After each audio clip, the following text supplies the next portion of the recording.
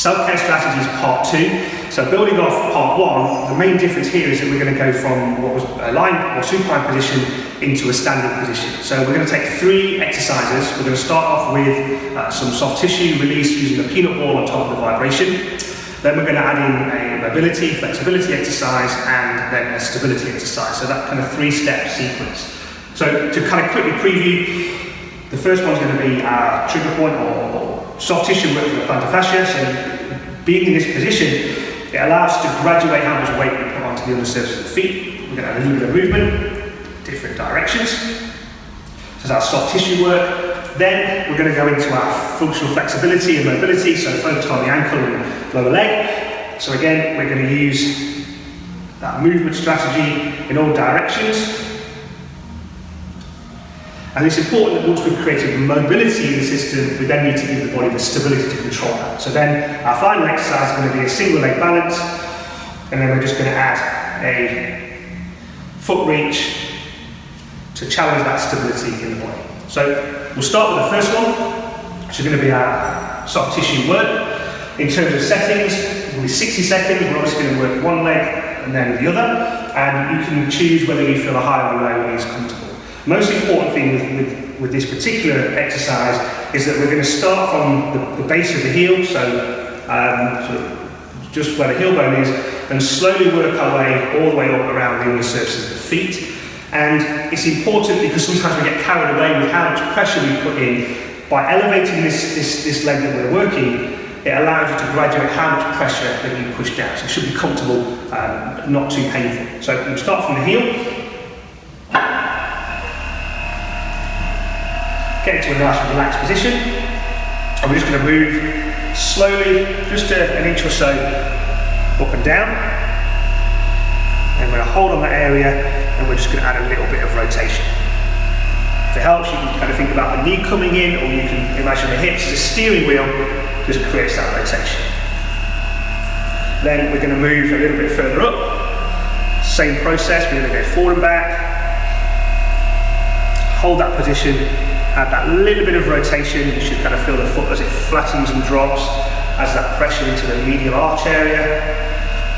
And we simply follow that same strategy all the way up and across the different areas of the foot. So forward and back. If you feel any particular areas that don't seem to be moving very well, then hold and just add that little rotation. And that rotation combination kind of separates the tissue, so it adds that fluidity and hydration into the soft tissue. Second exercise now, we've created that sort of soft tissue release with the plantar fascia and the peanut ball. Now we're going to go into our mobility, so we're sort of on the plate.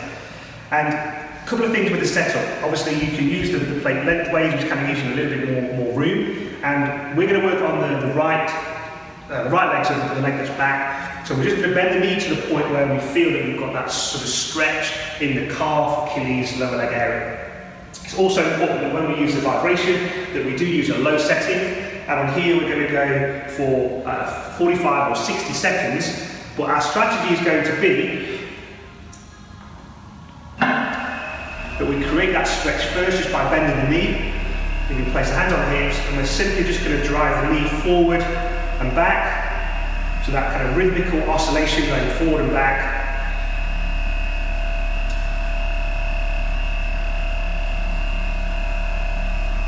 Then we're going to hold so that we feel the stretch, and then now we're going to move side to side on the frontal plane. So you'll feel a different reaction then through the foot and the ankle. And then for our last 15 seconds, or 20 seconds if you're doing for a minute, you're then going to go into that stretch again, and now we've got that rotation movement. So if it helps, you can kind of imagine the hips as a steering wheel again, and we're just creating that rotational movement. Driven from the hips, but actually you'll see the knee and the foot and ankle moving. So we've now mobilised the calf, the lower ankle complex in all 3 planes of motion on the right leg, and of course you now need to repeat on the left leg. Our third and final exercise in this 2-part series, we've now created mobility. So we've used trigger points, soft tissue release, we've done some functional flexibility, and it's important now that we finish with our stability exercise. So we're going to use the right foot as an example again, and it's important that because we're on the vibration that we always maintain a slight knee bend.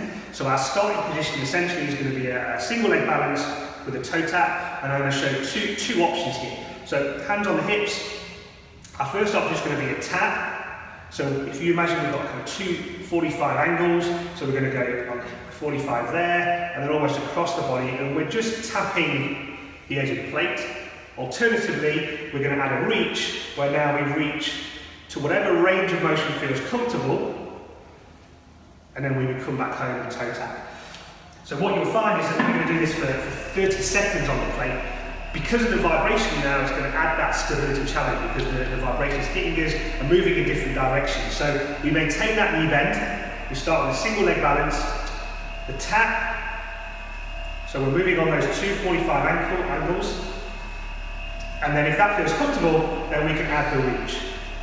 And essentially you're reaching as far out as you can, that where you feel successful to come back home. If at any stage you need to reset the body, just by toe touching you can do. And that really then starts to anchor in the stability after we've created mobility in the first two strategies.